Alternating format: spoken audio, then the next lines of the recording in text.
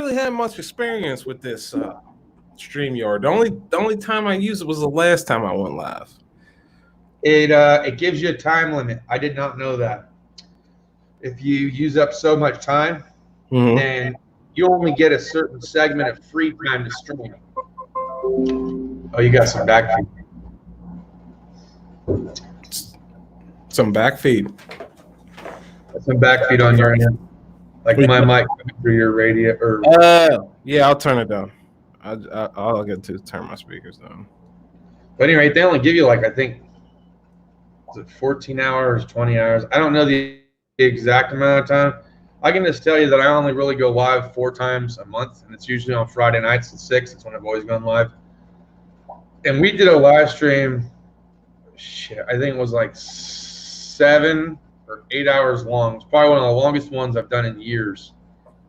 We had just about everybody on there. It was like Princess Jamie and myself, and then Chris, and then it was Amy was on there, and then we had Ed, the old tech guy, jumped on for a little bit, and then Jay, who jumped on, and this thing was like a party for like 7 or 8 hours.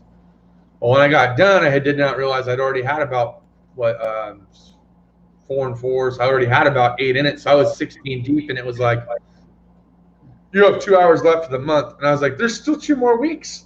So I was like, I skipped the Friday, and I think I kept the other one a little bit short on another. Hold on. I'm trying to get this to. I'm trying to. Built-in speakers. Does that work? I'm not hearing any backfeed, I don't think. Everyone's going live now. Shit. My little notification is going. Is that better? Can you hear me? Yeah. I got you. Can you not hear me? I can hear you. Input's right. I'm getting my input. You can't hear me? I can hear you just fine, and I can. Oh, okay. I don't know what the. Okay, say something. Something. There we go. All right. Something. Some weird stuff. Gotta love Linux. Now in the top where it says, it'll say private chat, then it'll say comments. If you click on the comment part, you can see your live feed without having to have your YouTube window pulled up for delay. Yeah. If you hadn't used it before. What up, Power Stroke? What up, Autobahn Dan in the house? Chad, what's going on? Autobahn Dan, if you follow him on Instagram, I actually got in an argument with one of his followers. Hey Murray, what's going on, Murray? Dick Skinner, how's it going?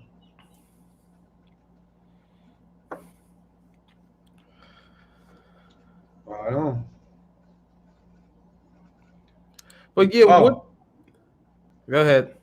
Before you ask me the questions I think you're going to ask me, let me just go run and grab something real quick. It'll answer everybody's question with a short statement. It's proven. Cool beans. See, now using StreamYard kind of messes up my setup, right? Because right here to my left, I have a dedicated Android Android tablet that every time I go live, I pull up the live comments. So that's why if you see me live, blam, I'm looking over there. I'm looking at the comments on a dedicated screen, but this, it's all on one screen. So, I guess it's a little better. Now, what am I going to use this Android tablet for? All right. I got it, bro. Go ahead. So, what do you think about Harbor Freight spammers, right? And not just Harbor Freight spammers, but like guys who find like a certain thing and just like keep spamming that one thing over and over and over again. I'll say define spammer for me in your own terms, because everyone got a little something when it comes to that. For me, spam is just random junk mail that I get.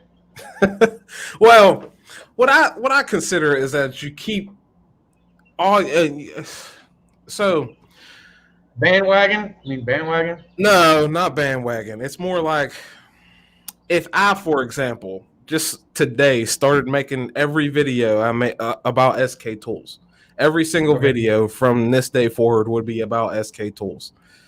That's spamming. I don't know if that's entirely possible. At one point, somebody's gonna get tired of talking about the same exact product and want to switch it up. But the demand is still going to be there, especially if they've already previously created a following. But why are so many people doing it? Because everyone want to be like Mike, bro. Right? That's what I'm saying. You got one guy that's really successful. He want to put a pair of J's on and fly through the air too. Right? You seen The Last Dance? Yeah, I did. I liked it. I don't know. A lot of people did. I liked it. He said, he said that, what's that? That last game he played in those shoes right there. He said his feet were bleeding. Oh yeah. So I don't know. In short, that's what I pretty much think it is. You know, you get enough people that see people that are successful about talking one particular brand in general. So they start off and they think, well, this is going to be easy. I can do this in my sleep. I can talk and I have a little camera. Let me give it a go. Yeah. I don't know. I just think me as personally as a viewer myself, I get tired of seeing the same thing like every single video. You know what I'm saying?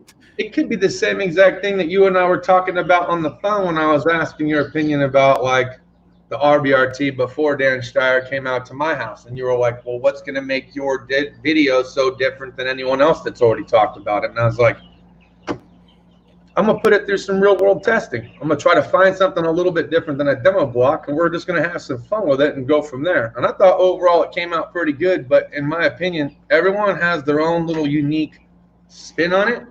And so for me, when I'm looking up a video on something that I want to watch, like a product that I'm interested in getting in, I might have to jump through 6 videos before I find that one that I'm like, okay, cool. The first guy explained one feature that I liked, didn't mention any of the others. The other guy came through, he mentioned that feature plus a couple others, and then the other guy came back through with specifications or what didn't work for him, and then I can, oh, okay, so out of 6 different people doing it, formulated opinion. Okay, I'm okay with buying it now. You know? Yeah, but that's not really what I'm. That's one thing. That's spam on the whole feed. Like if you're subscribed to all of them, that would be spam on your whole feed, right? But I'm just talking about one person just keeps running after the same exact thing, and I don't know about like from one point as a viewer that gets tiring, but as a creator that also has to be tiring. Yeah, see, Robert kind of hit the nail on the head. He said the issue is that you guys all find out about the new you guys all find out about new products about the same time. Well, that's because that's when they're launched. But what I think it is, see, so everyone finds out about a new product problem at the same time. See, before when I got sent an email, maybe I thought I was special or something. I was like, oh, I'm going to post and share it. Everybody shared it. Eventually, I was like, I'm not posting nothing. Somebody eventually has already probably posted it. I'm tired of posting this shit. And then everyone would come to me in the live stream. Bro, did you hear about the jack stand recall? I'm like, yeah, I heard about it. I saw about 4 different posts. I saw about 6 different videos pop up in my feed. I heard about it.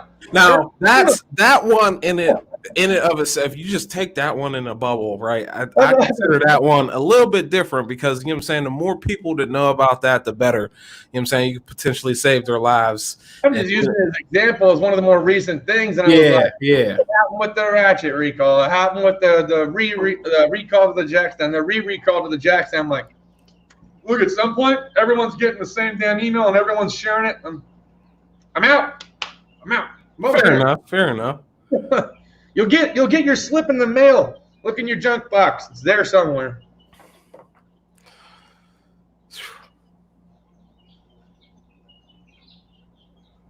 What Autobahn say? Everyone's trying to reinvent the pack out. Yeah. Everyone's trying to get their own little twist on it and try to drop it in price. That's for sure. Well, the thing is, I don't know if DeWalt was hip to it before it even came out, but like a couple months after Packout came out, like first came out, right? DeWalt was right behind them with this almost the same exact thing. So, Well, I don't like, know if they nabbed the engineer or something like that, but something happened. Wouldn't it also be similar to like the lithium batteries when the lithium ion came out, and everyone was in iCAD, and then what Milwaukee went over to the lithium ion, and everybody started joining in too. And don't they have to pay like a certain amount to use the lithium brand at all, and they have to pay them a certain royalties or something like that? Isn't that right? Who? Doesn't like every company like DeWalt, Rigid, Ryobi, anyone that uses the lithium name on their batteries, don't they have to pay Milwaukee like a certain amount of proceeds because weren't they the ones that invented it? No, I don't think so. Milwaukee didn't invent lithium ion. Someone had told me. Milwaukee they had one lawsuit because what they did invent was it's a charging it's something to do with the charging. The way it charges a lithium ion is what their patent is on. Okay. So when there was another brand that copied the way Milwaukee charged a lithium ion, and that was their lawsuit. Which, maybe that's what I was thinking about. Yeah, I thought they invented the whole damn battery system. I'm like, nah. Everyone's paying them royalties. No wonder why Milwaukee got all these high-end paying engineers on their side coming up with new shit. Lithium ion's been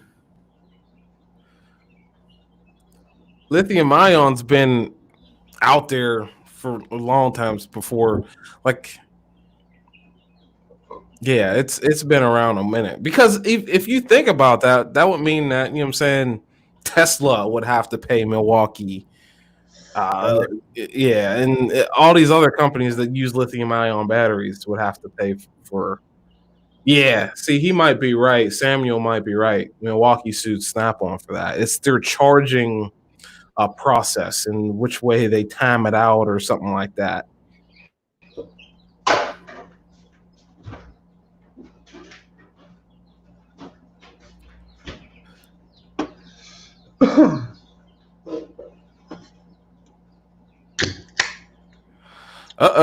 What's Yoda Doug talking about her? Yeah, Dick, that barbecue. I love the owners, man. Kathy and Alan are real good people. Taylor and Jesse out there working hard. I love it. They don't make you wear a mask or nothing. Just good music, good times. It's one of those kind of times I want the wife to drive so that way I can get my tilt on. Otherwise, it's just Pepsi for your boy out there. Who you talking about, Yoda Doug?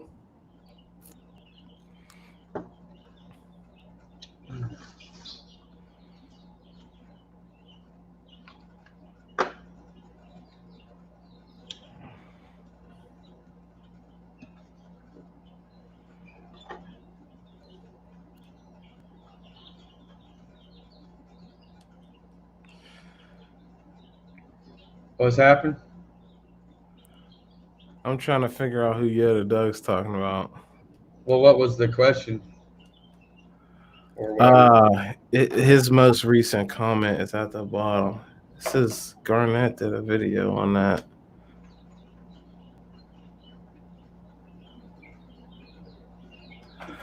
Harbor Freight, best thing since sliced bread. Their tools are just the same as the tool truck. Digital Silver says. He said he's talking about Redemption. Brian's good people. I talked to him on the phone. I haven't talked to him in a while, but he's good people overall. He's just got a different way of doing things on his channel. Harbor Freight, everyone asks me why I like doing videos. Well, one, I've been doing videos with Harbor Freight for a long time. I like a cheap tool just as much as the next guy. My curiosity is to see if they hold up over time. I don't particularly like to share every single little tiny socket or thing that ever comes out, which I was originally doing because that was what they gave me. But you notice I didn't say SAE review. Then I didn't just do a metric review. We did a 1/4 inch socket set review, kind of covering them both.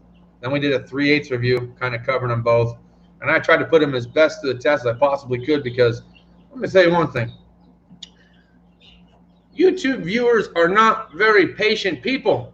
I was asked within that same 24-hour period how they were holding up. So almost as soon as I got them, I had to have some kind of answer because I was getting tired of, you talk about spamming. My folder on YouTube in the comments was about 3 miles long. How's the icon? How's the icon? How's the icon? All the way down. So eventually I was like, you know what? We're going to do it through 1 week. The end of 1 week, I took them and I started throwing them in chemicals, rubbing them on battery acid, slamming them on the ground. I mean, doing everything I possibly could. And I was like, there, they hold up fine. And then after a month, I was like, okay, now here we are. There's some blemishes, but I haven't rounded anything. And then so far, I was like, now how are they? I was like, well, I've now switched them out 6 months back or whatever it's been now with other tools to try out. So I kind of left it at about 6 months. I didn't rock them for an entire year. I ran them for about 6 months and then traded them on to the next thing. Everyone wanted to know where the Craftsman set went. I thought you were making Craftsman great again, bro. I can only make them great again if they want to reach out and talk to your boy, all right? I already told them they had a good set. Let's get stuff. Well, it didn't happen. Look, the sockets are still good, but you know who is going to do a review, I'm sure, at some point? Dorito and a Lucha Cabre, because I gave him that entire set so he can use it for his builds that he does on his channel. So if you haven't checked him out, ask him. How's that Craftsman set holding up? So there's a couple things I wanted to mention. Redemption, I've seen probably a handful of videos of his, and I really wouldn't say that he was. I really couldn't get enough of a sense to say whether or not for myself if he's. You know what I'm saying? What if I would consider him I wouldn't consider him a shill. Like a lot of guys in the comments are saying he's shilling for some reason. I wouldn't. For myself, from what I've seen, I wouldn't consider him that, right?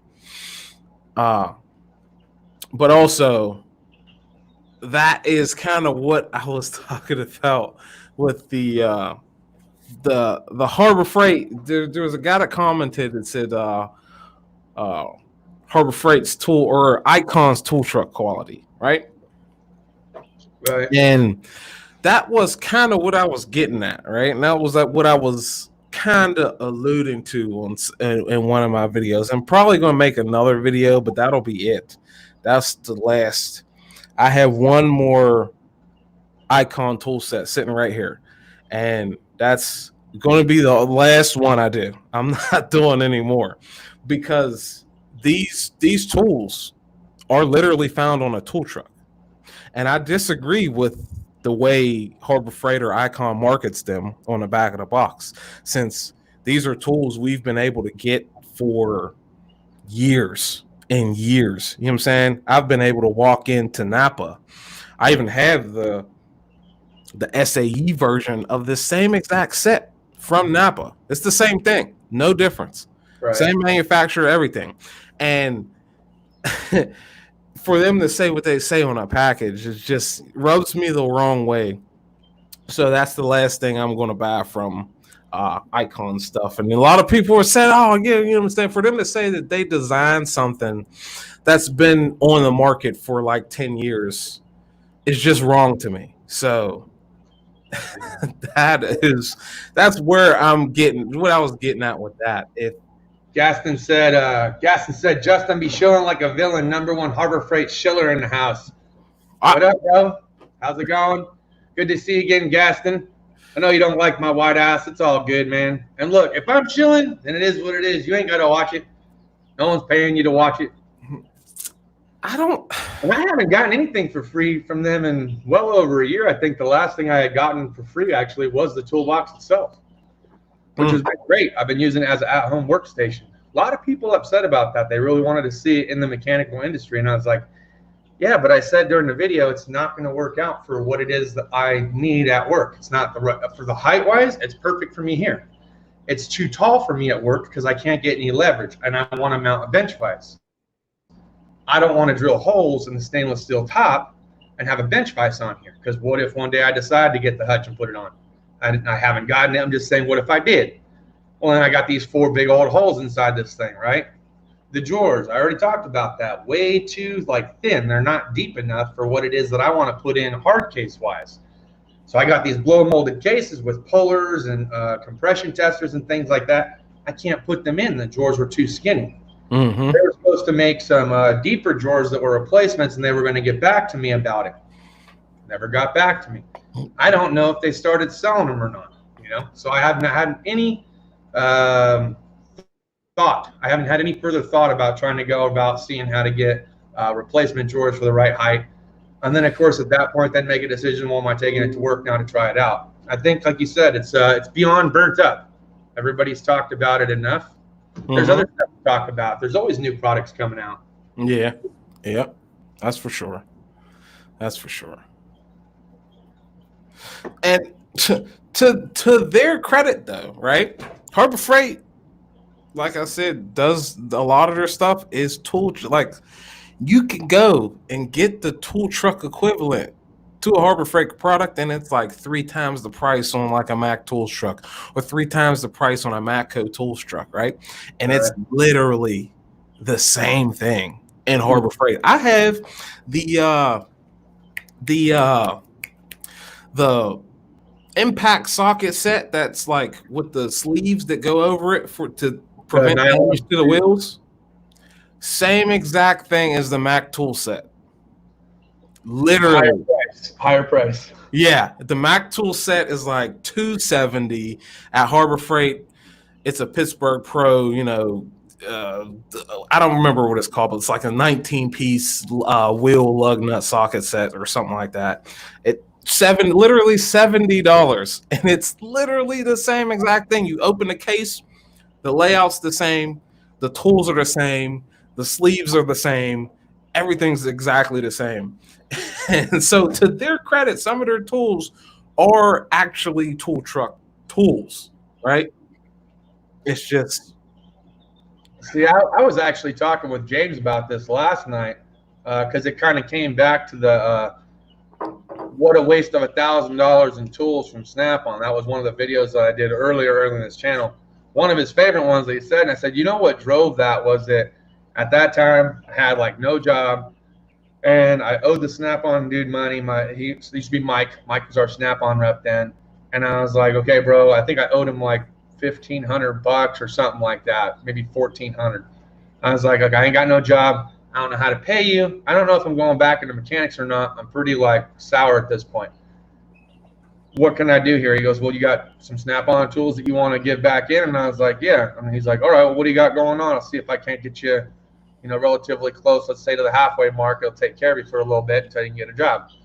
I was like, well, I got these 3/8 drive deep and shallow SAE and metric sockets. And he's like, okay, let me type it in. Because I had bought them individually. There was no promo or anything like that. $800 credit. He gave me like $800 or $880 credit. And I was like, a fucking $1,000 and all I got was deep and shallow and 3/8?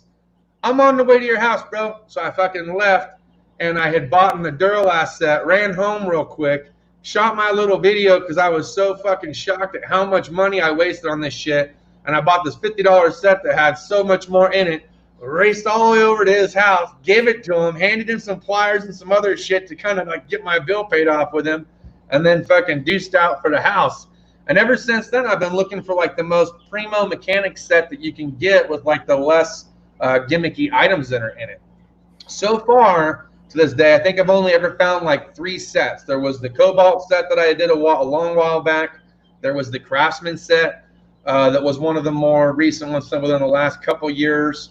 And then there was this gear wrench set. So far, those are the 3 sets that I think actually have the most volume for your dollar. Like, for instance, I think with that, you'd have to go and, don't quote me, but you have to go to the video and see. I think that Craftsman set cost right around $200, maybe $220, somewhere in there. I can't recall, but it's pretty close, though.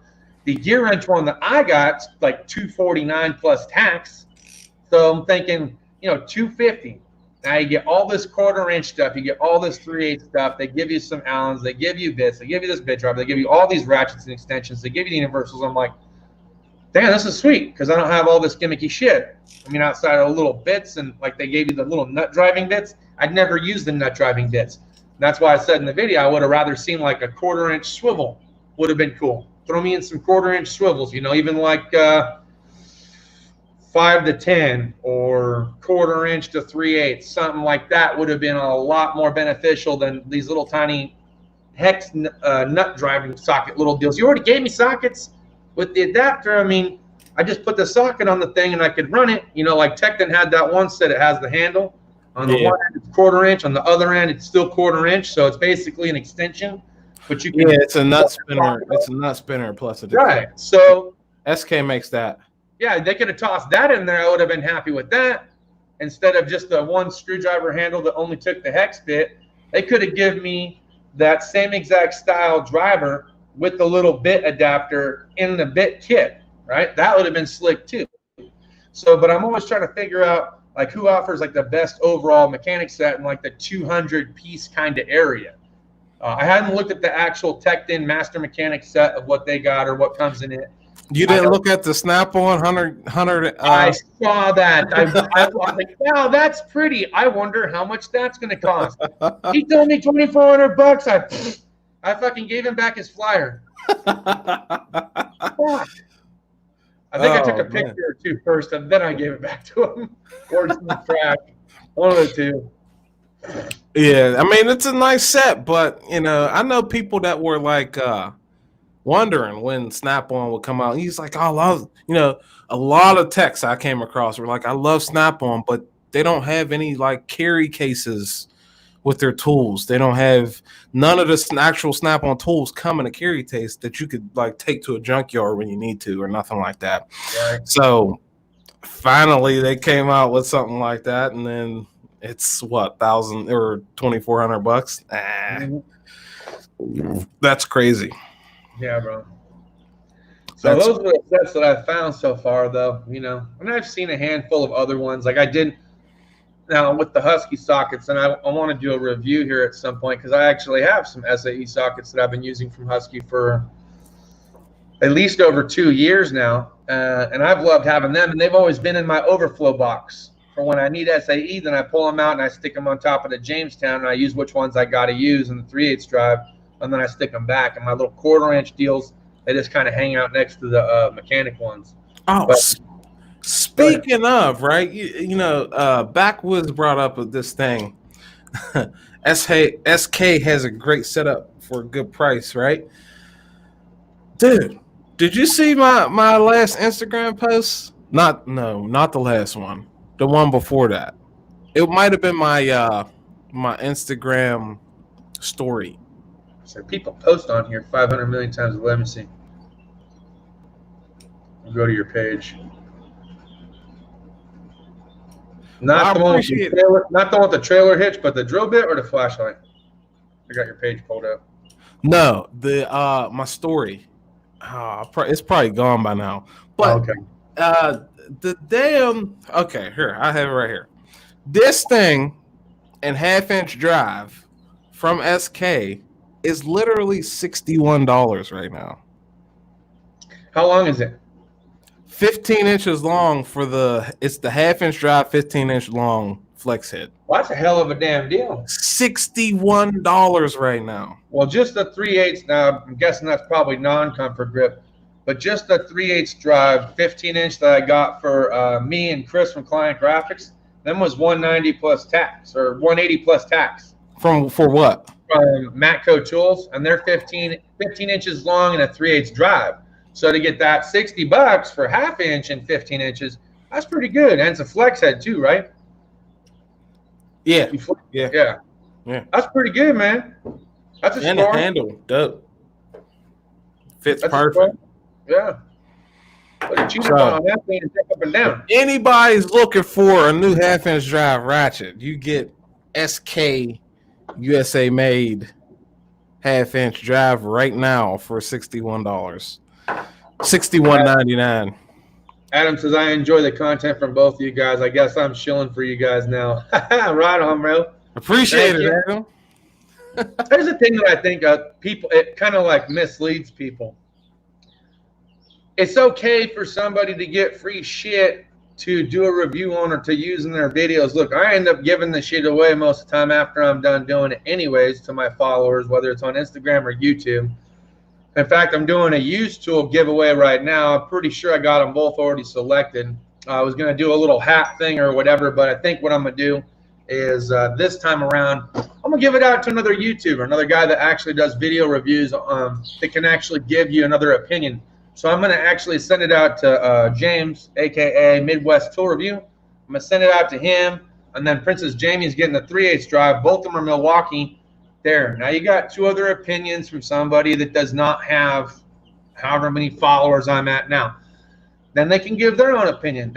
I'm given the half-inch in the sloppy condition and it is in, and he can see if it does better for him. I've given him the warranty batteries. He can see how long it lasts. You guys can go to his channel and check it out, and I'm sure he's going to give you a solid review. Heard the same exact thing. You guys complained about the Chinese aftermarket batteries and how it caught your house on fire or melted your tool, and Milwaukee's going to warranty it. Oh, the stories that I hear. Well, I dropped it on one of the batteries and broke the tab off, so it was pretty much worthless. I threw it in the trash. But not before my boss took it apart and found the batteries from these vapor mods to be what's actually in the damn thing. I thought that was pretty funny. But dude, I already did it. I was listen. I didn't know. So, anyways, I'm going to send her that Chinese battery with the 3/8 stubby that I've used and abused for a while, and I have had zero problems with that gun outside of the batteries again. I'm so backed up on reviews, right? You seen my warranty video, Milwaukee warranty video? I hadn't seen that one yet. No. Well, check it out. But I sent them 4 or 5 batteries back, and they sent them all back brand new. Nice. Everything, right? But that's only for the ones that are in warranty, right? Right. I have these, right? They're all broken apart, right? It'll just slip right out of there, right? So I went ahead on AliExpress and I bought brand new battery cases. Nice. You can buy battery cases for them as long as your batteries still work. Blam. You slip that guy out of there. It comes with a new board for some reason. I don't need to solder a new board on it. I would say probably in case you had to solder. Yeah, the board's still on there. And you just literally ordered a thing from, I actually ordered it from eBay. So it was like a 5-piece set from eBay. And you literally just take it, slip it in there, right? Put your cap on, right? Bammo. And I just fixed the broken battery in seconds. Nice. That's crazy. Brand new battery. Getting back to the whole free tool thing, you know, those of us that are still relatively small in size, and I still consider myself a relatively small channel. You're not small channel. Well, I said relatively small channel. Not relatively. You can't say that at 25,000. I'm not a big channel, you know what I'm saying? But look, it's not like people are just reaching out for me wanting to fucking give me free shit outside of Chinese companies. So when there's a couple companies that I think their products might be worthwhile in trying, yeah, I'm going to go ahead and accept it, and I'm going to try it out for you guys. No one pays me, okay? I'm not at that level. I'm not like, you know, Scanner Dan or Eric the Car Guy level where I'm sure they're like, we're going to send you over a big old truck with 5-6 pallets full of stuff for your meetup. That was really cool when they did that for him. Nobody complained or argued with that. Look, you guys are the ones that get the benefit from it because not only are you getting the entertainment, the content, we can get a little bit more loosey with it. So if someone says, how does it do under a drop test? You can drop it. You didn't spend your hard money on it, so the cringe factor comes down a little bit. It's still a brand new tool, but the cringe factor does go down a little bit. You start getting a little bit more riskier with your testing and scientific method. So that's why I think it's okay, man. Just relax. Enjoy the content. Yeah. I hear you. But I still think you're a little bit larger. A what? You're a little bit larger. Considering where you came from, right? A year and a half ago, dude, where were you at? I don't recall. 10. maybe. Yeah. No, Yeah. 10, somewhere in there. I think it was just, I was almost at 10, or I was right around 8 when I went to the meetup. And that was a little over a year ago. Yeah, I just cracked 11. So. But you haven't been posting very much, only until recently, right? Yeah. Took a little sabbatical. Yeah. But now Al Borland is back. And then what? I haven't checked recently, but Joel, he's probably got like 30 still. I talked to him about a year and a half ago. He's got things going on. He's busy. He still does his snap on Wednesdays, though. You sure? I haven't got a single notification from him. Sometimes YouTube turns that shit off. I don't know why they do it. Yeah, but also, you know what I'm saying? I don't think he's had a video in a long time, dude. I'll have to reach out to him. I haven't talked to him in a while. Let me see. Let's see. Snap on tool review. 3 months ago, you're right. Yeah, dude, it's been a while. And then even 3 months ago, that was like, it wasn't even, yeah. See, something might have happened. Cannot say what happens during a normal person's life. yeah. Whether it's the birth of a child, the loss of somebody. I mean, they could have lost their job. Maybe you got hurt, you know. You get hurt all the time. You could, boom, and you pop your back out. Next thing you know, you're laid up in the bed. You can't move or nothing like that. I hope he's doing all right. Yeah. I'll reach out to him and then give him a call sometime. I'm actually taking vacation here, going towards like the end of the week. So Thursday through Sunday, I'm on vacation. Let me take a second here to, you know, can we get a clap for Everyday Fleet Tech? Can we get a clap? Can we get a clap? It's okay, Everyday Fleet Tech. He survived coronavirus, okay? So there you go. You're all right in my book, bud. It's all right. I could tell you it's a long grind to get a little higher, but dude, surviving something like that. Yeah. You'll get there, bud. Trust me. You know what I'd be excited about, and I think I did make mention of this in a stream a long while back. You know what the exciting part for me is when I associate myself with certain companies like Harbor Freight and Gear Wrench and fucking Work Pro Tools and everything. You know, at some point in time, that dream that I had of trying to give back to my own community can come back in a bigger way. I'm still in the process of trying to get Eric and all the guys over at Harbor Freight to make an apprentice toolbox with a complete lineup. That would be one sick thing, and then give it to the students at a 50% discount. Maybe even give one complete apprentice set away to the school or two or whatever they can afford. You guys are thinking so small when you get so pissed off at people like me, like, fuck that motherfucker. I don't even like that son of a bitch. Why the fuck does he get free shit? Because motherfuckers like me like giving back to people, asshole, okay? And that's what it's about for me. I want to give back to my community, and I'm thinking bigger. You're thinking small. That's it. I want to think bigger, on a bigger scale. Make it some kind of an annual thing, you know? Ah, fuck, got me on a tangent. It's all right. It's all right. It's all right. But it's one thing to think about, you know what I'm saying?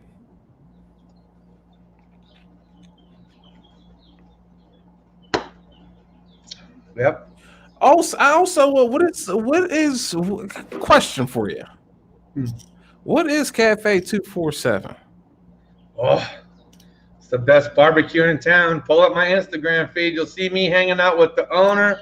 I've seen it, but I didn't really get of what it was. It's just like that. That's what it is. Yeah, just a big ass barbecue, Dirty Boys barbecue. It's a big old awning that's outside, where they smoke ribs and they barbecue hamburgers and stuff like that.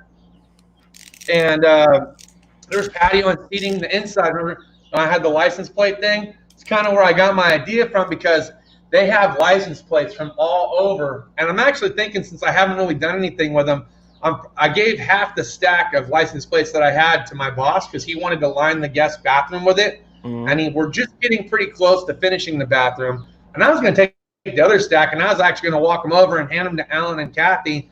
And hey, maybe one of y'all that sent me your license plate, if you ever end up going there, you might just find your license plate on the wall too. But they have the whole wall just done up in license plates. Yep, basically, Autobahn. It's my watering hole. It's my watering hole. You know, I lived out in Johnson Valley for years, and I cut firewood up in Big Bear. And for me, I would go to either the Moose Lodge or I would go to Cafe 247. Those are the two places that I would hang out. You'd probably find me there more often than anywhere else. Other people wanted to go to, like, you know, I've been to Olive Garden and Red Lobster. I just never favored them. Find me a good damn barbecue joint with some people that I can enjoy hanging out with, veterans and stuff like that, motorcyclists. You'll find me there. You'll find me there over any kind of like fancy ass restaurant. Put me out in the middle of the heat. I'll be outside barbecuing with you.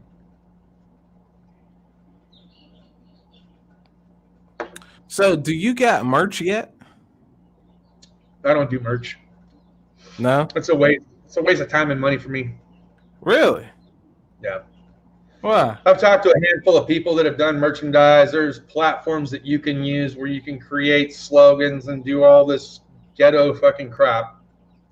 And from my understanding, you might get a penny. People bitch about the price all the time, which you have no control over. It's whatever that company that's preemptively making them for you. And you literally get 1 or 2 pennies per t-shirt. Motherfucker, if you want a t-shirt that bad, put fucking 2 beer mugs like from an emoji on there, and then you can put my name on it. There, now you pay for however much you want. You can get the nicest or the worst fucking shirt you want. Go for it. I don't need to create it.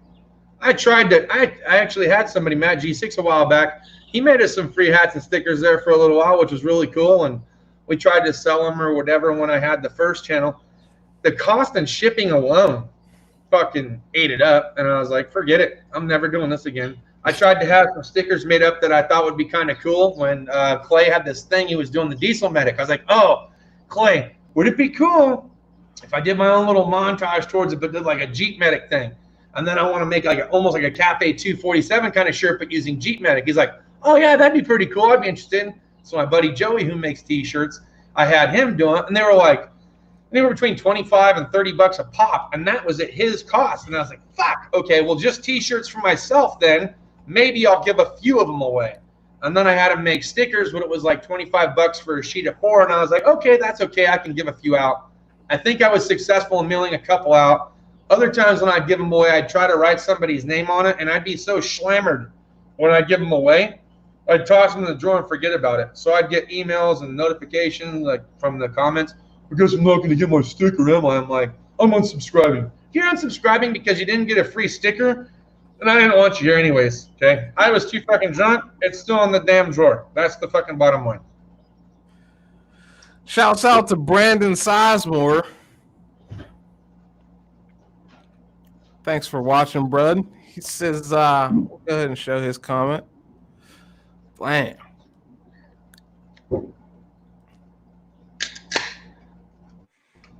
Cafe 247 is in the middle of nowhere, but you can Google search it. Should pull up in Lucerne Valley.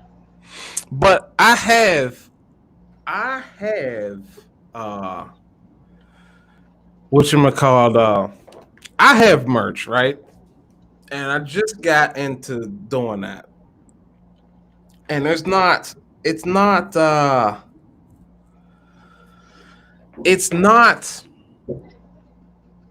kind of like what you describe it. I took the like hands-off approach to where I designed all the stuff myself and I just threw it up there, and it's just like it's there if anybody wants to buy it. I make $1 or something off each shirt or something like that, and that's it. You know what I'm saying? But it's not really like some of them are more expensive than others, but they are just, it's just a lot easier to put it on something like Teespring, right? That's what I'm using. Power Stroke said I was pretty hammered down Friday night. Yeah, that it was, bro. That was fucking that moonshine tea. That's some dangerous stuff right there. Well, you know, for my hat sales, the hats, I've only ever given away 2, I think. I gave one away to Harley Adam at the meetup. I gave away a few t-shirts. And I gave away one just recently to Client Graphics. I believe those are the only two Cafe 247's hats that I gave away, which are like $35 or something like that. And I love the hats. I really do. And I love supporting the business. And actually, most of that cost that I give them is not cost for the material and hat. It's cost to re-support the business. So that's why I buy one every time I go out there, or a shirt. Either get a hat or a shirt. Wait, what is Power Stroke Jude talking about?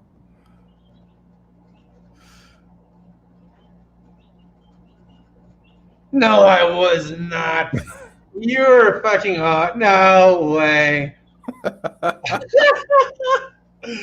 Oh, that's fucking good shit. I don't believe it. Oh, not that I wouldn't do something like that. I very well could have said something to that effect. Oh, okay. Note to self. Don't drink 6 or 12 beers and half a bottle of moonshine. Or at least don't do it live.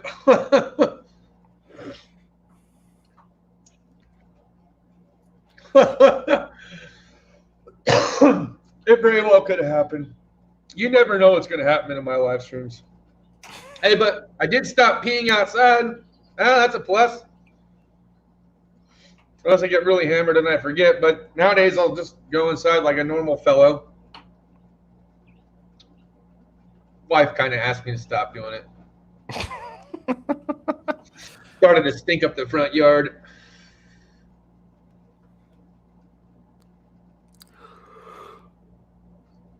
Whew. So what about you, Garnett? What are your thoughts on it? On what? Either doing reviews on product that you have of pretty much the same manufacturer, but just different products over and over, or receiving free products to do a review on, and then what are your own self expectations when it comes to making a review on a product that you received for free? So, man, when it comes to this, over the years, I've developed my own. I'm my biggest critic when it comes to that. So, in the past, I've just taken free stuff and just done a video and thrown it out there. But nowadays, I won't accept free stuff from established brands. Nor do I accept free stuff from like those cheap Chinese whatever brands anymore. You know what I'm saying? I deal with the cheap Chinese stuff. I get weird shit all the time. I told you about this thing, right? That they wanted to do. They always, hey, we seen your channel. We would like you to review our tool belt. Like, dude, no, this is not a tool belt type of channel. They wanted me to review a security system for the house. They said all we need to do is set one up in your garage, in your living room, in your bedrooms, one outside and one on the back patio and one on the front, and then show how to do it and then unbox it. And I was like, you lost me at show you pretty much every aspect of my property. I'm not fucking showing you shit. Good night, Robert. Good night, Robert. Yeah, I don't. So I don't accept tools from them. So, and if Harbor Freight were to approach me, I would ignore it. If Mac Tools were to approach me, I'd probably ignore it. Maybe might be interested. If Craftsman approaches me, I might be inclined to make something about that. But I'm really selective on what I do that for. You know what I'm saying? I'm more selective now. I wasn't selective earlier in the beginning. I would try a few free things. I mean, I even took on the last thing that I took that I was not even really over the top about, but I had heard enough about it to where I kind of wanted to try it, was the chemo stuff. And the first tool went well. It was the hex driver. The second tool, not so well, which was their recip saw. They did not like the recip saw. They asked me to take it down, this, that, and the other. I said, no, man, I'm not going to take it down. Look, the fact of the matter is it fucking sucked. Get over it. I'm sorry, okay? Everyone's going to see that this particular product sucked and you got things to fix. Yeah. Every company does. Yeah. I've made my mentions of what Harbor Freight tools sucked or did not work out. They didn't get all pissy and ask me to take some shit down. And so I was like, whatever. I'm not doing Chinese companies anymore. Mm-hmm. But if DeWalt, if Craftsman, if fucking, I don't know, HPT reached out to me, or Bosch, or Gear Wrench, or SK, or even Monster, right? Because we see a lot of Monster on Jeff's truck. If any one of them reached out to me today and said, hey, would you like to do a product review? We'll send you some free shit. You can check it out. Yeah, bring it. Yeah. Bring it. Because it's just free. It's free content. It's for me to be able to show you guys some of the newer stuff that's coming out. And again, at the end of the day, it gives me leverage towards my bigger goal, you know, trying to give back and do what it is that I do. And I enjoy that. And I enjoy what it is that I do with it. See, but for me, I enjoy showing people the things that other people don't. That's really where most of my enjoyment comes from. So when someone approaches me with like, hey, we want you, like, if, for example, Mac Tools approached me with RBRT, like we already discussed, I wouldn't even consider it. I would have just ignored them, right? If someone like SK wanted to approach me again, because I've already done videos for them, I would probably accept that, but I would still say some things that I didn't like in the review. Yeah, and it's mostly for me. It's like the lesser companies, right? I will not accept super Chinese Amazon only companies, and I will not accept super, high expectation and already covered 1,000 times companies like that. But the ones in the middle, I would think about accepting. It just depends on how I feel like they would it just depends on how I feel that company is portrayed to the public. So SK, for example, like not a lot of people would consider them for a purchase. You know what I'm saying? Not a lot of people. Either you would go. A lot of mechanics will go Gear Wrench, Tecton, then jump straight to Mac Tools. They wouldn't even think about SK or Wright or something like that. But if those companies approach me, I would do something with them. The biggest thing, and I think even Jeff said it best, we did a Cool Tool Tuesday where he actually brought it up because I was asking. I was like, I've heard of SK tools, don't know that I'd actually seen them. Those aren't tools that you particularly sell on here. And he said, no, and SK Tools actually has their own little independent chapter in the Midwest. So they actually have their own tool trucks in the Midwest that will run SK Tool sales. Yep. Well, I didn't know that, but he told me over here, he goes, now on the West Coast, here in Cali, he goes, you have your high tier brands and then you have your independents. And for the independent level, a lot of the guys that are buying from us to begin with, they're buying the made in Taiwan stuff, some of the made in German, some of the made in Japan, that kind of stuff. And so that's kind of where we go to when we go to the tool shows. These are the brands that are specifically in our area that will show up to the tool shows. And that's kind of what we kind of base our client base off of, is like, okay, these are the tools within our district or our area, so to speak, for the West Coast. So those are the things that he carries. That makes sense, So if I wanted something SK, I'm not saying that he couldn't get it. I'm sure he could figure out a way to get it. It's just not an item that's really on his to-do list or in his area. You know what I mean? So I've never had an interest in him. The last time I saw an SK tool was overseas because our tool bags were filled with Snap-on and SK. I wasn't a mechanic. That's not true. You just seen one right here. Well, you know what I mean. Overseas, though, like when you're deployed, those are the two things that they were rocking in the go bags. Yeah.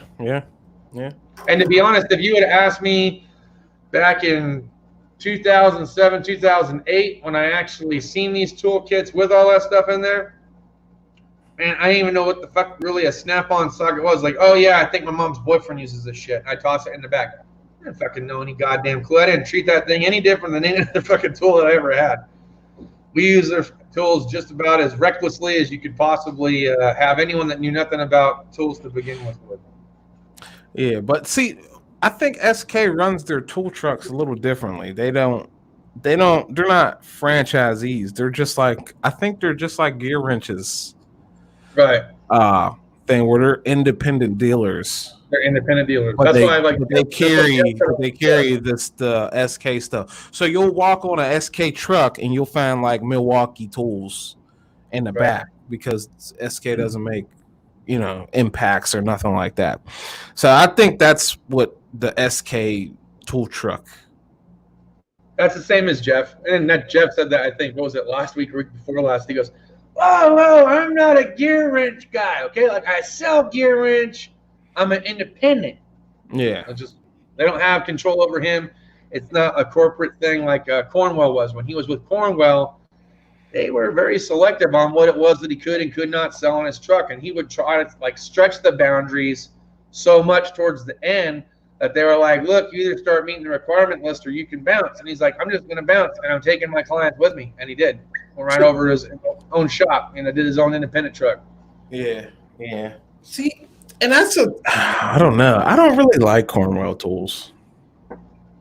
There was a lot of flaws in them too. There were some good things, but they had a lot of flaws too. Yeah.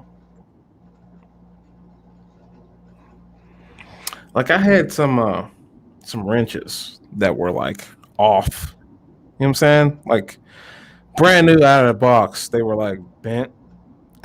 They kind of had like a slope. They were those zero offset wrenches, right? Mm-hmm. They were like had this slope, and then they had the 12 point. The dealer said they were clocked, right? I meant to make a video on this a long time ago, but when you have a wrench that's clocked, like he said, where the point is directly in line with the beam, that means you can't flip the 12 point. You can't flip the box in and get another angle at it. You know what I'm saying? So when you're turning and you hit a stop and you flipping it over is not going to do nothing for you because it's not a different angle.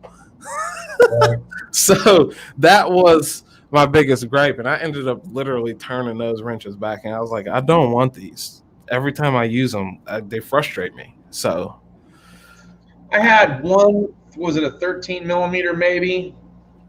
I think it was a 13 millimeter that I had bought from Cornwell, because I bought it because I needed it. I was missing one wrench. You ever buy a wrench and just one wrench to fill a set you had?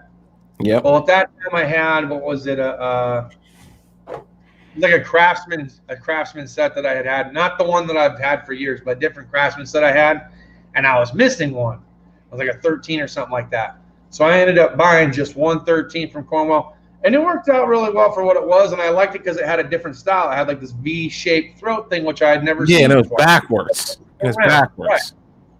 So I had bought that for that. I did get their 1/4 inch. There was their Blue Power brand, the 1/4 inch sockets and SAE and metric, and then 3/8 drive for 12 point, and only 12 point because the barreling was a lot bigger than most of the other sockets that I could slip over a cylinder head for the inline 6. I was doing a lot of inline 6 cylinder heads. So I bought those, and those worked out well for me. But the Ratchet, the gearing was it was the smallest gearing Ratchet that I had owned since the 32 for Craftsman. It was like a 72. I was already not too incredibly happy with this 72. But when I went to use it, as a little 1/4 inch guy, as the ATF and other oils got on it, in less than a week, the chrome had peeled off and it went through my glove and sliced me. And I was like, "You motherfucker." So I took it to the grinding wheel and I just started the wire wheel, and I just started smoothing all the chrome off so I could finish using it throughout the rest of the week. And when Jeff came back, I handed it to him. I said, "You can take that and hand it back to Cornwell and tell them they needed something about their freaking chrome flaking, because this thing stabbed me like 3-4 times and I kept on having to wire wheel it." So he did. And he's like, "You want a gear wrench one?" And I was like, Nah. Because at that time, I wasn't really huge into gear wrench. Like I had some gear wrench stuff, but I wasn't over the top. I was still in the whole I need the snap-on shit, or I need the Matco shit, And when Cornwell wasn't working, I was like, all right, well then screw Cornwell. I'll go a different direction. Well, yeah, that different direction led me down a broke path, and I ended up realizing how much money I was doing. So, I faded back. I sold some stuff. I went back to the cheaper companies, and I just kind of focused on those for the majority. I do still buy stuff that's expensive, stuff that's overpriced, I would admit. I still like nice shit, but I'm not going to bet the whole bank on it, Yeah. That's what I do. Is I mostly buy, like I do my whole channel is based on what I do in my research. Like, if I look at a tool, if I need something, I don't just go to the tool truck because the way in which I work, I travel from Pennsylvania to West Virginia every single workday. Yeah, fact. So I don't really run across the tool truck. I mean, he comes to our shop, but as far as me running across him, being at the shop, that just doesn't happen. So when I get home, I figure out something I need. I just start researching what's the best one, and I try to find the best one, period. So that's what I try to do. Hey, Princess Jamie, how's it going? She's a cool chick. If you haven't seen some of her videos, check it out. She does a lot of fabrication and Jeep stuff. She just got a new toolbox, a Snap-on KRL, I think it was. And then she just got done moving to her shop, and she's been busy as shit. Yeah, she just commented on my Instagram. She's seen. Have you seen what I work on? You seen my most recent Instagram? We'll text back and forth. She'll send me stuff that she's doing. I'm like, man, she's freaking busy as shit today. So I'll send her a couple of stuff that I'm doing, and then I'll just redo it up to Instagram or whatever. Like today, I was getting ready to have Cat for 247. And I had mentioned King of the Hammers, like, you want to see it? I mean, there's no event, but you want to see what it looks like? She's like, yeah, because she wants to go. So I drove off into the dirt because it's real close to where I used to live, and I just flew through the dirt, got down, took some pictures, a couple video clips, and then I sent them on over to her. So I think she might be coming this year. She's making a lot of preparations to her Jeep, so I'm curious to see how far she gets. She's already done a lot with it, so. Yeah. Will it make it up the rock? That's the bigger question, right? Yeah, but Princess Jamie, she was just on she liked my most recent Instagram post where I showed the actual forklifts I work on. Not see when I say I'm a forklift mechanic, the reason I made that post, right, is when I say I'm a forklift mechanic, most people think of what's behind me here, right? These little things. So I also work on those too, but not often anymore. You're talking about the big ones, right? Yeah, the 40,000 pound lifting capacity ones. Ones they'd use for like logging. Yeah, but they have different attachments. So okay. Probably those same ones, but just complete. Like the ones I work on are for rolls of steel. So if you ever had like a can of like Bush baked beans or like Heinz something or Campbell's tomato soup, right? The forklifts I work on are the ones they use to move those rolls of steel that make those cans. You know what I'm saying? Nice. So.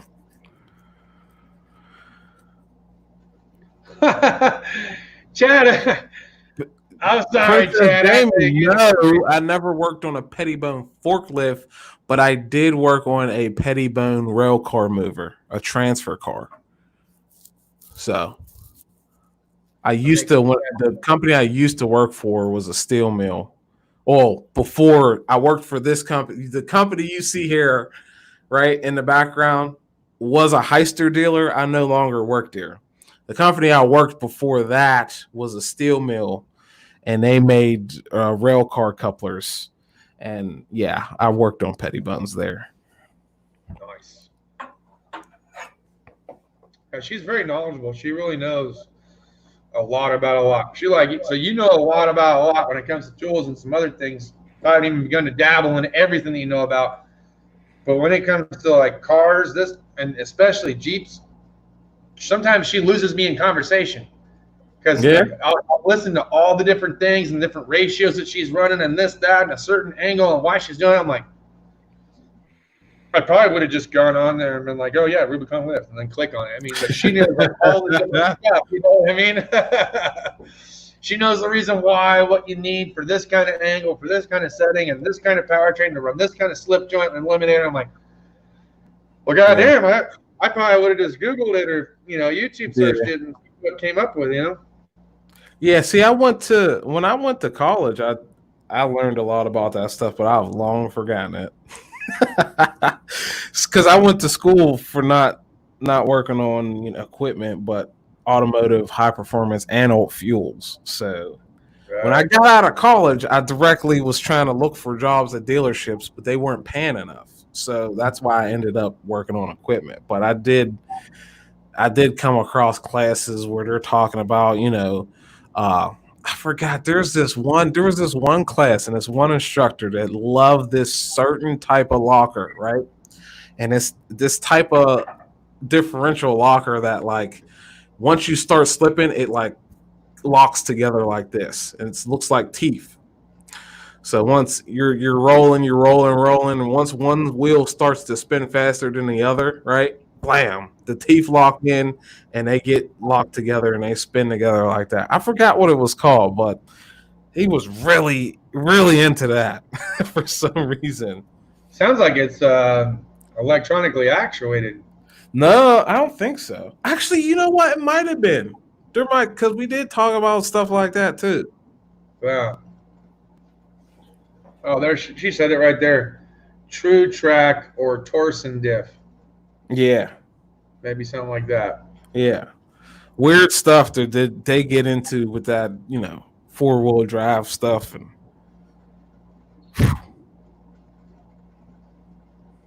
too much. Throw me through a loop.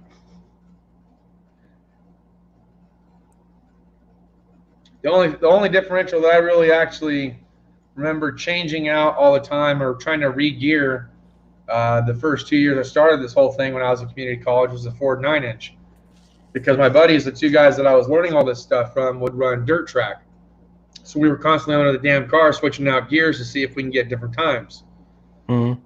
That was pretty much it. I did a couple in the real world at Chrysler after going through the Chrysler Academy. I think it was a level 2 in driveline and differentials and whatnot.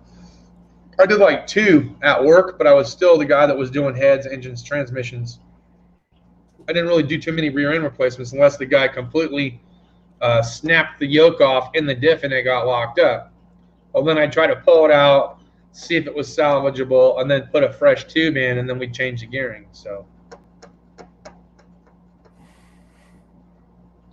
those pumpkin spreaders, those tools are something different too. I'd have never known about that with the Dodge Ram unless I was shown, but that was a really important tool because people don't realize that it self-collapses down. And yeah, you might have been able to pry it out with a pry bar, but when you kind of put it back in, it's not that you're missing a shim here or shim there because you got different drag and different settings. You got to spread the pumpkin to get everything to set in and then release the pressure of it so it kind of recollapses down a little. Really? Yeah. And then on the Jeeps with the 3.6, they got this special tool. It's a rod. It's super, super long, and at the end it has this huge-ass hex and a little tiny hex from the other end. So you dive it all the way in, you kind of wiggle it about until you get it set in.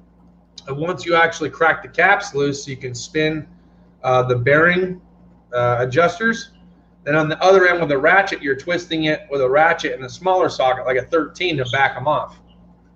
And that's the same on both sides. I think it's on there on, you can buy it on Amazon.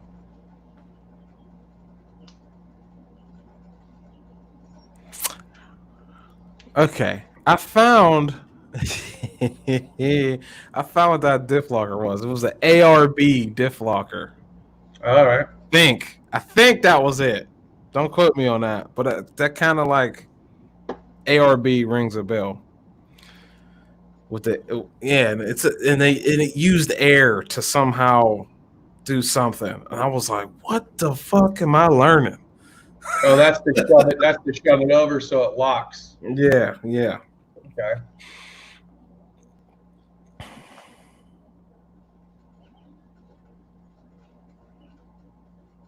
Yeah, see, she already jumped on it. She already knew.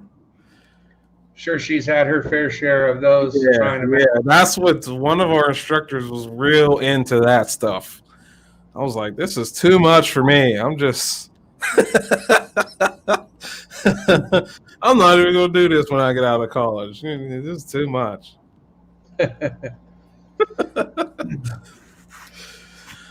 Yeah. Oh my goodness.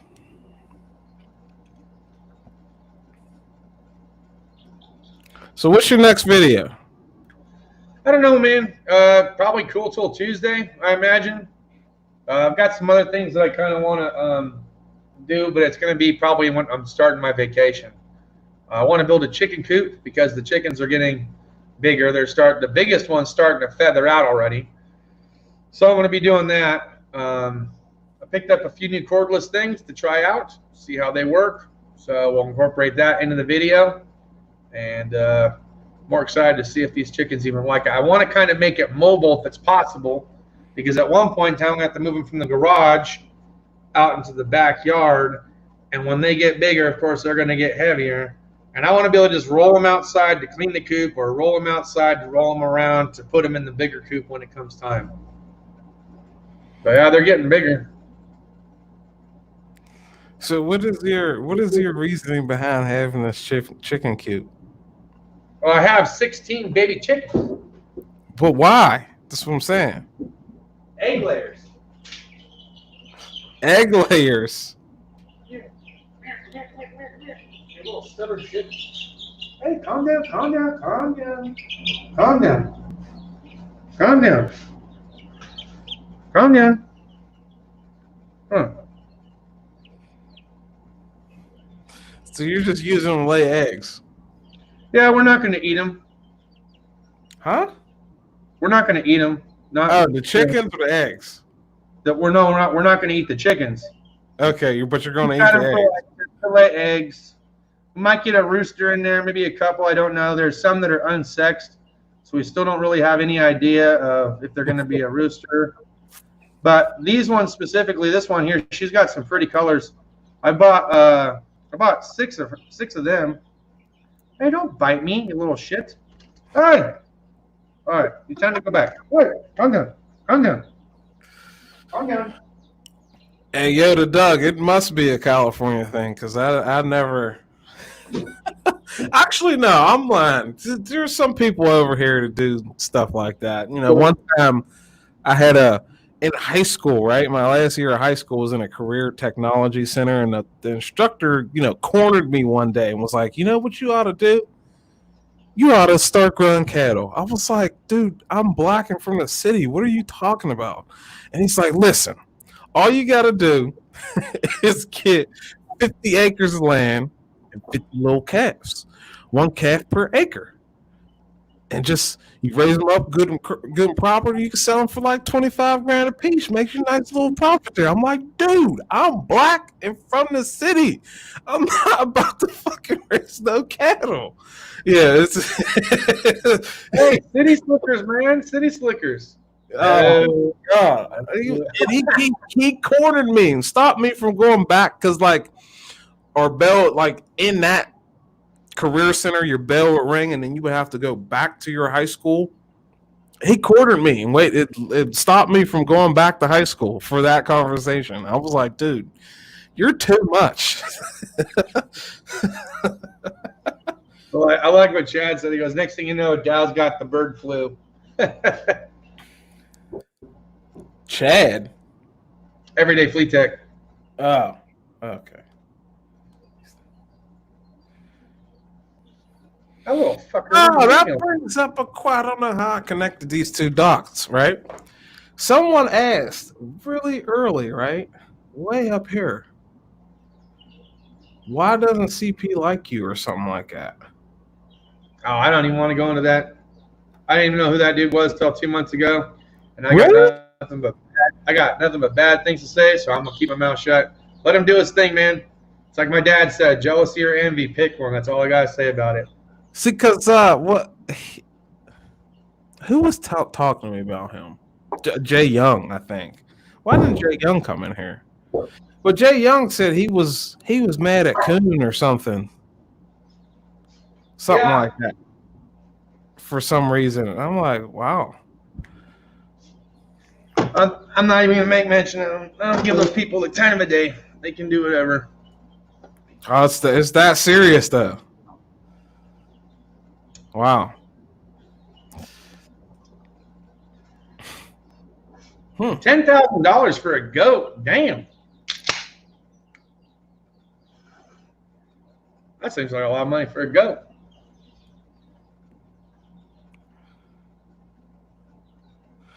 Just trying to go back through some comments here. It's getting quite late over this side. I know it's only, 9 o'clock over there? 8:38. I wish. Still relatively early. It's about to be 12 over here. So right. I got up early to help my friend and boss. He owns the shop. Try to finish up his Ford today. So I got work tomorrow, and then Thursday through Friday, baby. Finally, make a little vacation time. Take myself out of the picture and unwind mentally for a little bit. I might go see my dad. I haven't seen him in a little while. I think he's also kind of on vacation right now.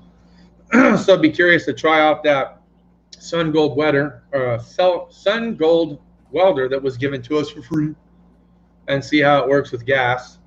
And him and Mike Festiva actually had a nice little trick, and even Clay said the same thing.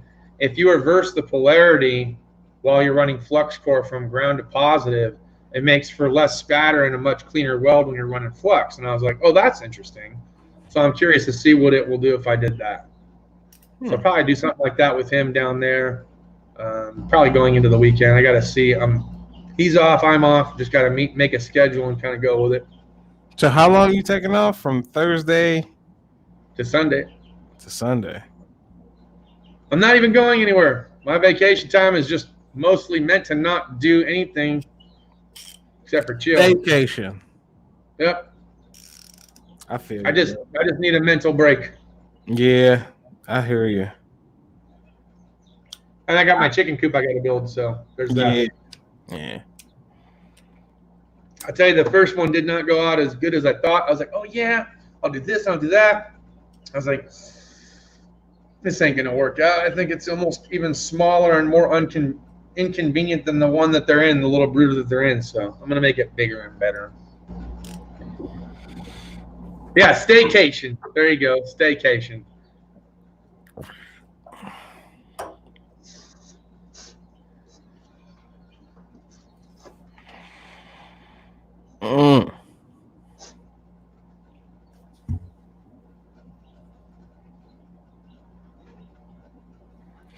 Yeah, but I got something to show you because I'm gonna send this to Jay Young, but I haven't done it yet. I haven't gotten around to the post office.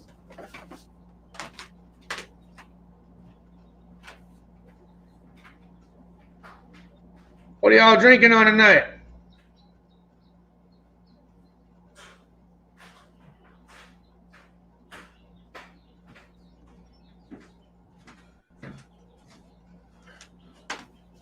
So this is Ooh, kayaking sounds like fun.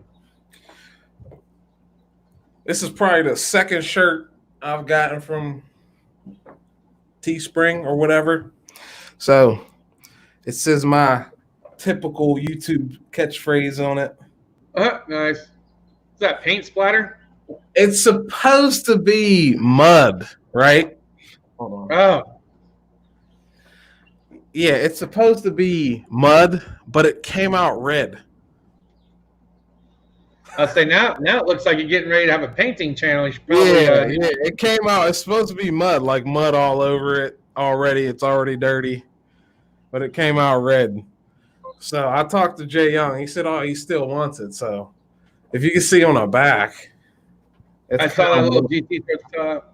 Yeah, it's kind of more brown. That's kind of it was supposed to come out brown like my skin.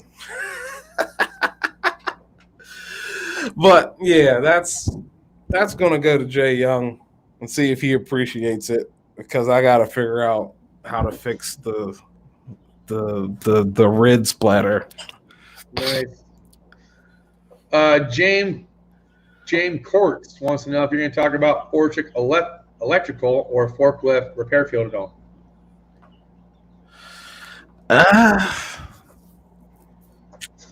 What do you want to know, my man? Yeah, seriously, what do you want to know? Because Chad said he thought it looked like a cow.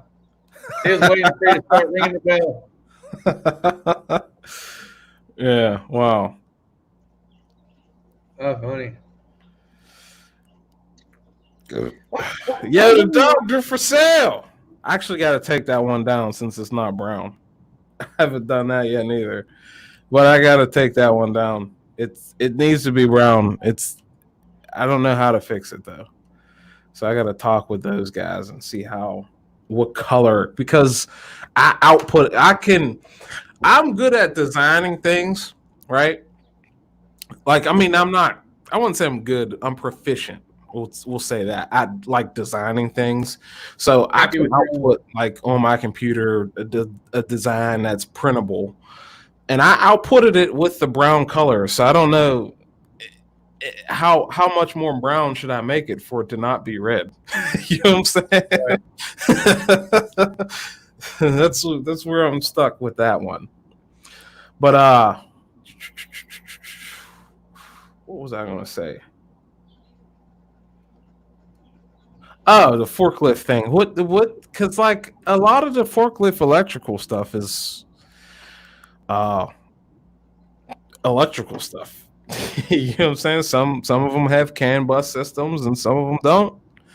Some of them have simple relays and solenoids, and some of them don't. You know what I'm saying? It's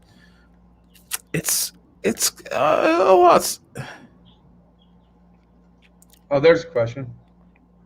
Okay, how hard is hydraulics, and what's resources? Hydraulics. The biggest part in hydraulics is knowing. Is How can I put this?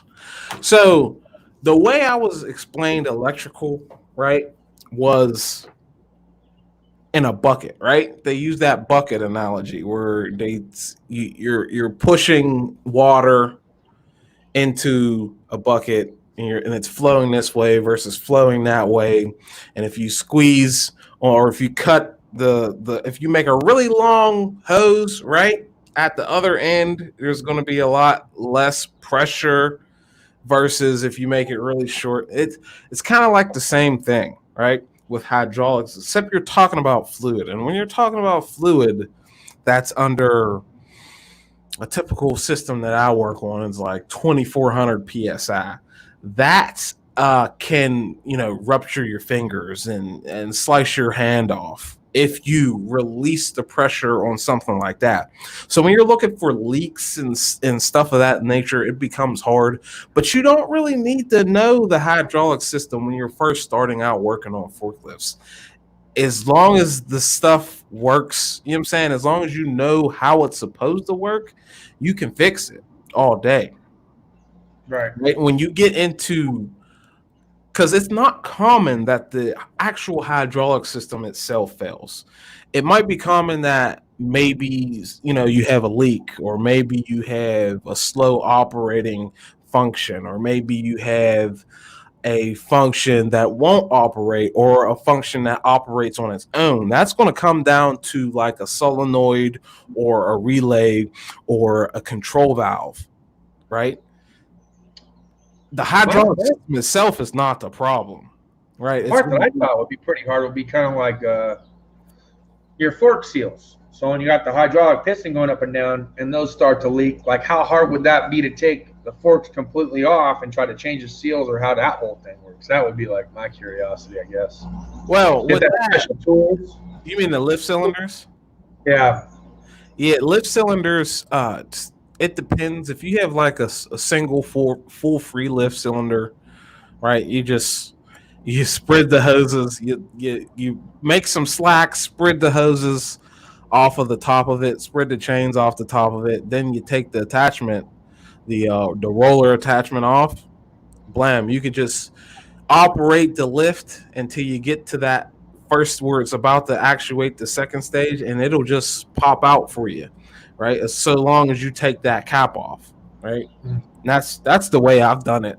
Someone showed me that once, and I was like, that's a lot easier than what I would have done. You know what I'm saying? Taking the whole thing off first, and then tried to forcibly pull that piston out of the cylinder. But most of that is Autobahn then. See, this is how you know when someone's like really into their field and they're not lying, right? Because a lot of people will try to accuse me of not actually being a mechanic, right? When you start to get into like the actual ins and outs of your field, it shows that you know something. But when it comes to some of that, when you're taking apart a full free lift cylinder, some people will do like I said, take all that stuff off of there and just try to yank the piston out of the can, which you don't need to do that. All you need to do is take that stuff off of there, turn the truck on, lift it until you get to that limit. Blam! You can just pops it out of there. You still got that much of an air gap that you have to now. Once you put it back together, you got to find a way to bleed that off. But that's the only air gap you got. When you try to do it the other way and pull that cylinder out of a whole can, you have like that much of an air gap that you have to try to bleed off. So it is what it is. You learn little things here and there, but when it comes to a hydraulic system, if you were in the field, you would know it. And forklifts is certainly not the only field that you deal with hydraulic systems. You can work on garbage trucks, you can work on dump trucks and excavators and stuff like that, where they also deal with hydraulic systems. So, only things we've ever had to do the forklifts is basically like quick little maintenance kind of check thing, and we use the forks to lift the bottom of the belly off the ground, just enough to slide the pan underneath to do like the service work and whatnot, and then chock the wheels. You guys got a different approach to that when you're using the smaller ones, like the ones behind you, or you kind of do the same thing when you're servicing them? What do you mean? What do you mean? Tilt forward? Like the forklifts, we just tilt them up and then raise the front end of the forklift off, so it's off the ground. The forks are setting down.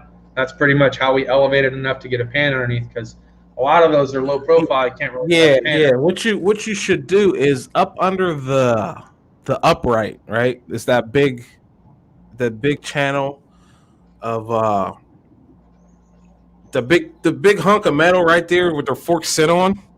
Up right under that is going to be the part that the tilt cylinders are attached to, right? So they're attached to the side like this, and they move that big upright.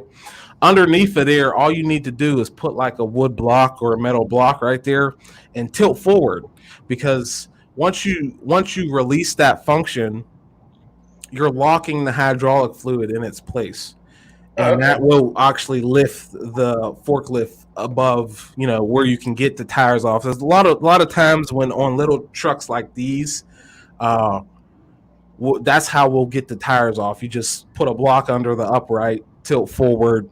But you have to tilt all the way back first. Don't get it twisted. So you tilt all the way back, put a block under there, tilt forward, and you usually get about 2-3 inches of clearance. Now you can get those wheels off. I remember when you did the brakes on them things. Man, how much more complicated or less complicated is it to do those than it is any other drum brake? Those things are pretty good. Drum brakes on these smaller ones, drum brakes, it's just like drum brakes, right? Well, the bigger problem is like replacing them. So brakes on a forklift usually last like 10,000 hours, something like that. But when you go to replace the brakes on something like this, you actually have to take the axle shafts out. So you're taking a lot of them will have like on the outside, they'll have hubs, planetaries, which you actually have to unbolt the planetaries, then take the axle shaft out, then take your drum off. It's not like there's only one brand I've come across that has it where the drum is actually separate from the axle, where you can just take the wheel and the drum off. It doesn't usually work like that. You usually have to take the wheel off, then all the axle parts, then take your drum and hub combo off. It's a struggle. You guys turn them too, or do you not turn them? I mean, I know that you're on a mobile truck, so do you just replace them then, or do you have a way of being able to machine them? Well, due to the amount of distance these travel and how long the useful life is, like Jamie, like floater axle, but you don't really, you're never turning a drum on a forklift ever. So that's like strictly a machine shop. They're too big. I don't even know if they make a machine for a mechanic shop to even turn a drum like that. I just wondering, because most of the drums that we get in are, granted, in the 3500s, and because they're not as big obviously as the forklift ones, but the way that the bar comes out for when you're actually turning them, the bar comes out and has a blade, and then it cuts it and works its Yeah, way out. I know. I didn't know if you guys actually had a setup like that for your Mm-mm. drums that you do. Okay, No. cool. Good to know. Once those drums hit, discard, because they're going, the max speed on one of those is like 15 mile an hour. Yeah, it ain't going very fast. Then once you factor in how big it's a very large mass, to put it in perspective, like we'll say, I would say, how many do you have to actually change at 10K? You said 10,000 hours. How many do you have to actually change? Like, would you say 20, 30? What's the average hour operation before you have to actually change them? Like I said, I'm not really working on these little ones anymore. So. The bigger ones. It's been a while since I worked on these little ones, but as far as changing them on the big ones that I'm working on today, like 3,000 hours. And it's not usually because the pads wear down. It's because they get so low. It's not that they're technically in or out of discard. It's that they get so low that the cam, because we're using S cams and hydraulic cylinders to actuate brakes. Mm-hmm. Instead of they don't have air brakes on them. It's just like, instead of an air brake chamber, it's literally a hydraulic cylinder sends 1,400 psi to the brakes, and it turns that S cam, which actuates it. Right? It usually comes in. Replacement comes in where the S cam wants to cam over, and it goes and flips to the other side.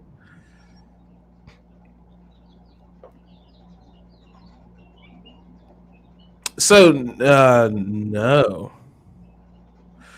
but yeah, it comes with when it flips to the other side. When it starts doing stuff like that, that's when I have to replace them. Either that or like a drum, like a hub seal or a spindle seal will start linking and get that oil all over the brakes, and then we don't really have a way to clean that oil out of them brakes, so you're replacing them.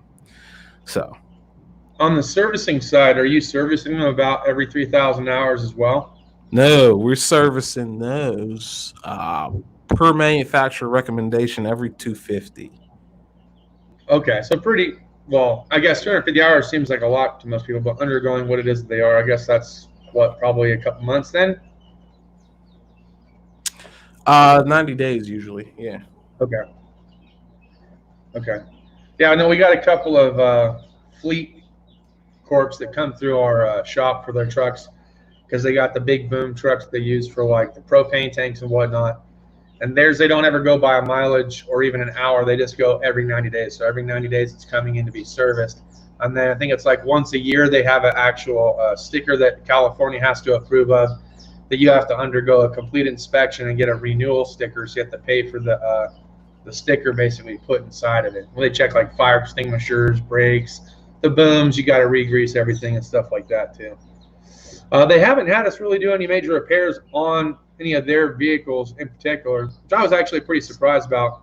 Minor stuff, yes, like radiators, water pumps, things like that, but never really anything major. Most of the major stuff that we've seen is literally just come in from customers. They got blown cylinder heads in their 6.0 that need done, or you get the Ford Rangers where the oil pan gasket leaks and you can't exactly just slip it out, so you got to pull the whole engine out. And when you're doing that, we try to tell them you might as well go ahead and reseal some of the other stuff that you really can't get to right now, so that way it's already all done. And then you have warranty behind it.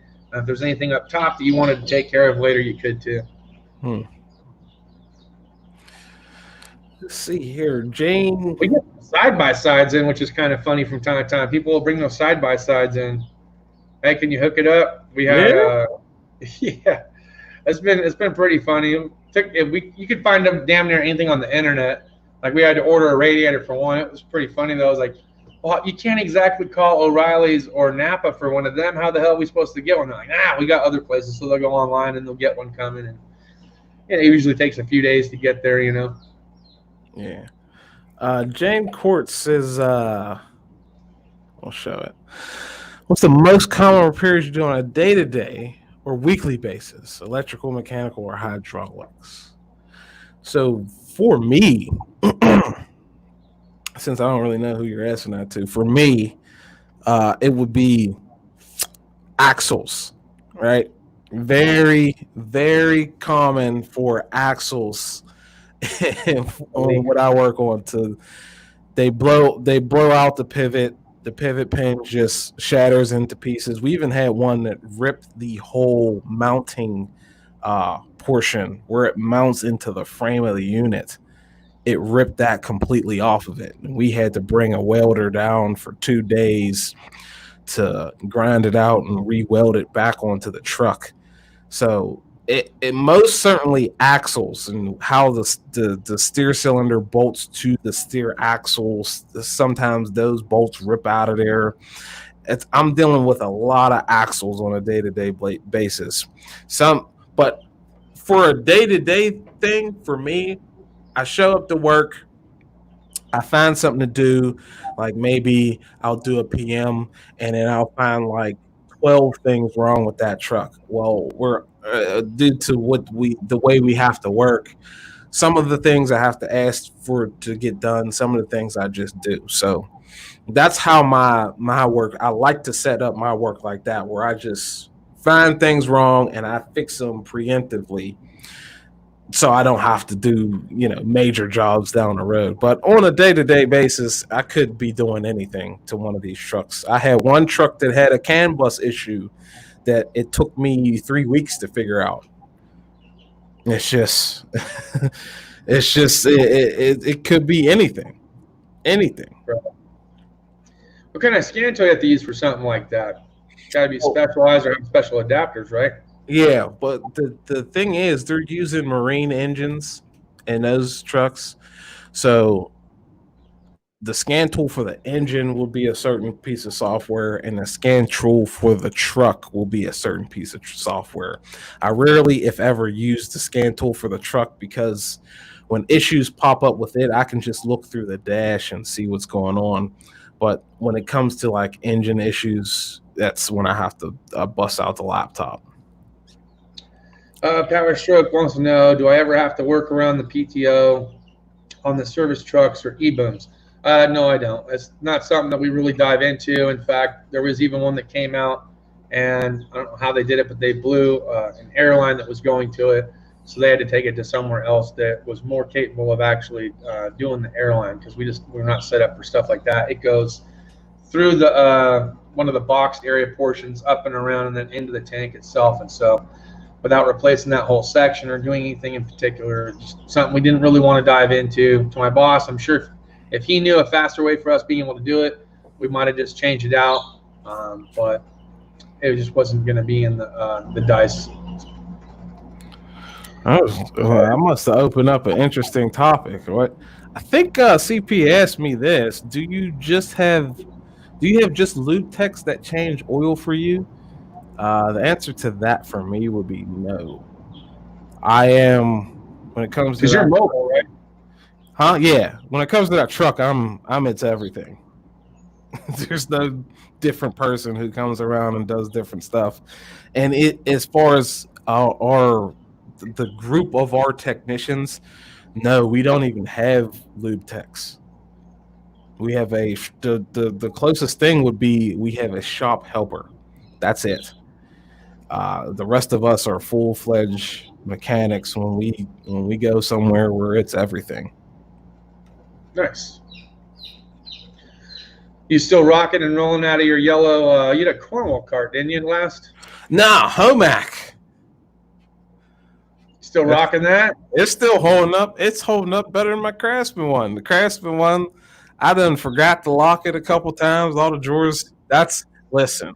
If you want to talk about mobile mechanic problems, that's one of them. Listen, if you're a mobile mechanic, make sure you lock your boxes, because you take off from a red light and that thing ain't locked, that thing will send your whole drawer flying. It's right all over the bottom of your truck, and you gotta spend time cleaning it up when you get to your next cut. Yeah, that's not that's not fun. I can only imagine. I've only had to move my box a couple times, and when I got home, things weren't in a little bit of a disarray, but not nearly the amount of miles that you put behind that truck like you said, going from PA to West V, that's a trip. Yeah. That's a lot of bumpy roads too. Yeah.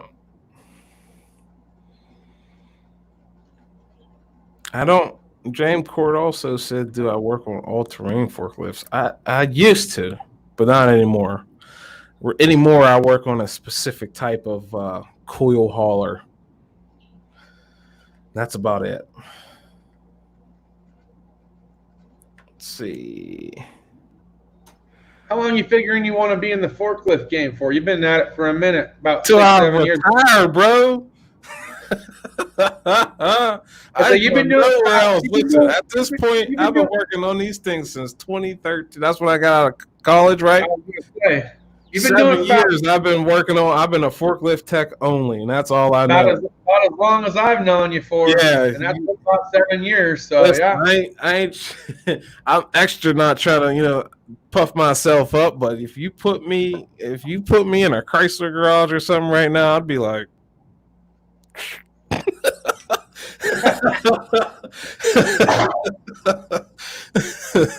What is this?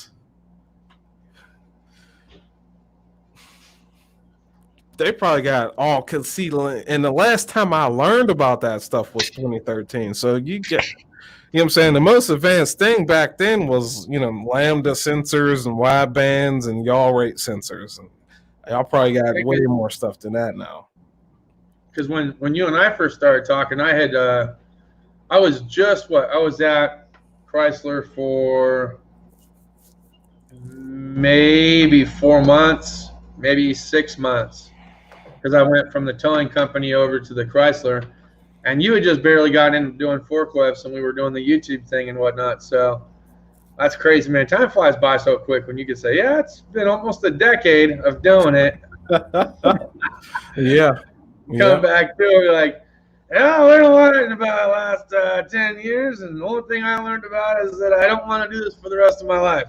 There are other things that I'd rather do than work on a damn car. Yeah.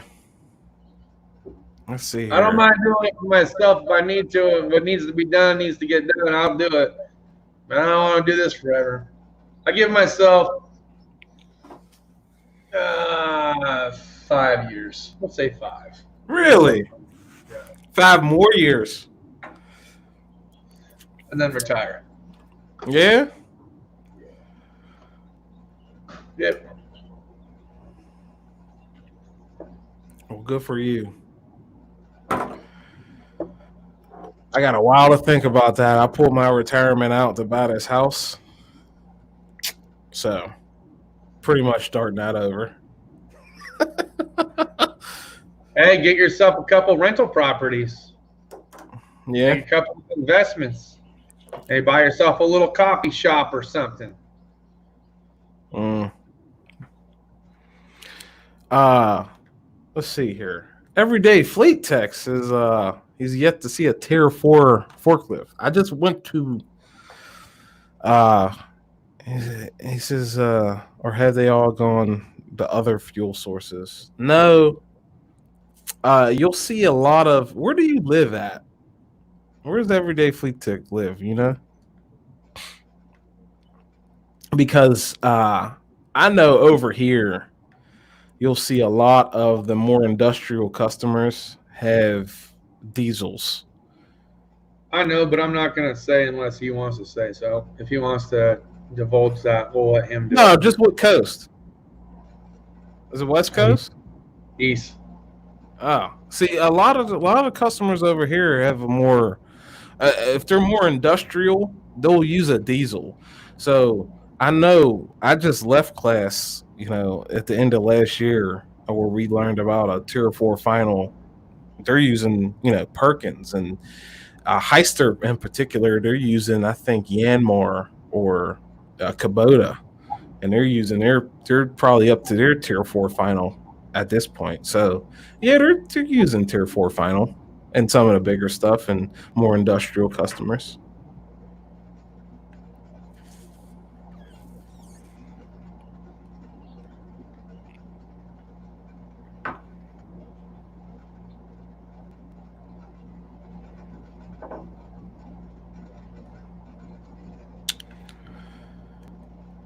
Let's see.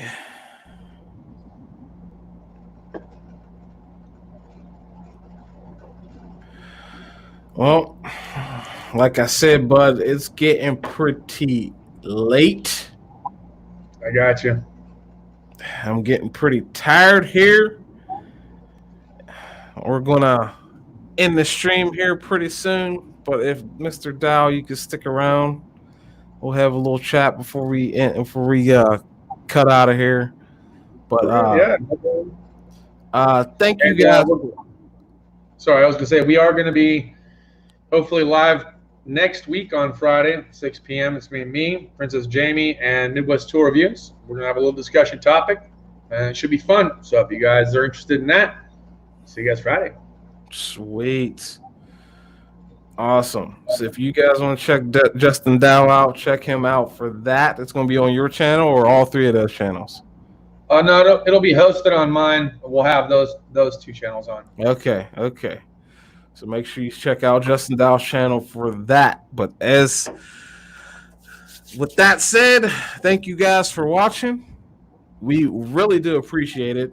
We really appreciate the guys who took out of their hard-earned money to donate to the stream. I did not forget about you. Thank you for donating. But thank you guys for watching. Thank you guys for sticking with us past the day. It's now a new day where I'm at. So thank you guys. Have a good one. We'll see you in the next one. Peace. Cheers. And this is